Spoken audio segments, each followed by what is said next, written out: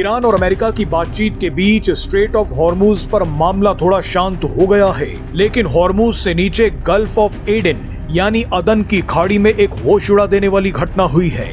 अदन की खाड़ी भारत के लिए काफी अहम है क्योंकि रूस से आने वाला ज्यादातर कच्चा तेल यहीं से भारत पहुंचता है। लेकिन इस इलाके में सोमालिया के समुद्री डाकुओं ने आतंक मचा दिया है। इसी अदन की खाड़ी में MV गोल्डन आर्सेनल नाम का एक कमर्शियल जहाज भारत की तरफ बढ़ रहा था। इस जहाज पर 21 क्रू मेंबर्स थे, जिनमें एक भारतीय भी था। रिपोर्ट्स के मुताबिक अदन की खाड़ी के पास गश्त लगा रहे एक अमेरिकी P-8 मैरीटाइम पेट्रोल एयरक्राफ्ट ने देखा कि MV गोल्डन आर्सेनल जहाज पर सोमालिया के समुद्री डाकुओं ने हमला कर दिया है।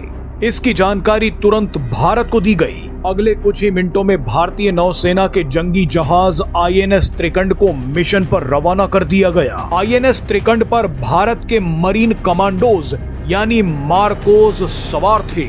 इन मार्कोस को रेस्क्यू ऑपरेशन का मिशन दे दिया गया। कहा जाता है कि अगर आपको 10 से 12 मगरमच्छ भागते दिख जाएं, तो समझ लीजिएगा कि नदी में एक मार्कोस कमांडो कूद गया है। लेकिन समुद्री डाकुओं से जहाज को बचाने के लिए कई मार्कोस कमांडो मिशन पर निकल गए।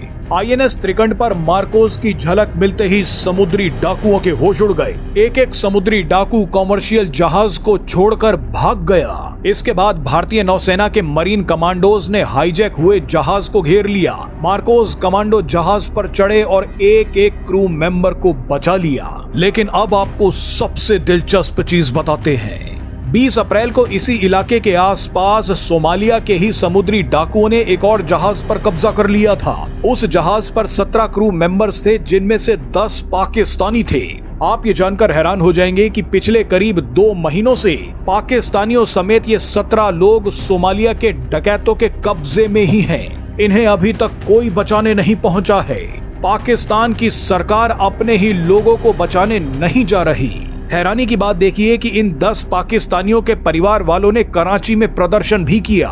इन्होंने कहा कि हमारे लोगों को बचाओ, उन्हें मरने के लिए क्यों छोड़ दिया गया है। लेकिन पाकिस्तान की सरकार को कोई फर्क नहीं पड़ रहा। सोचिए, पिछले 2 महीनों से पाकिस्तान कश्मीरियों की बात कर रहा है, फिलिस्तीनियों की बात कर रहा है, ईरान में मारे गए लोगों की बात कर रहा है, लेकिन अपने ही लोगों को मरने के लिए छोड़ रखा है। आपको बता दें कि अदन की खाड़ी के पास कई बार सोमालिया ने पाकिस्तानियों को अपने कब्जे में लिया है, लेकिन रिक्वेस्ट मिलने के बाद भारत के मरीन कमांडोज ने कई बार उन पाकिस्तानियों को बचाया। लेकिन इस बार अकड़ में पाकिस्तान की सरकार भारत से मदद नहीं मांग रही। मरीन कमांडोज ने एक भारतीय समेत 21 लोगों को बचा लिया है, लेकिन 10 पाकिस्तानियों समेत वो 17 लोग आज भी सोमालिया के डकैतों के कब्जे में है।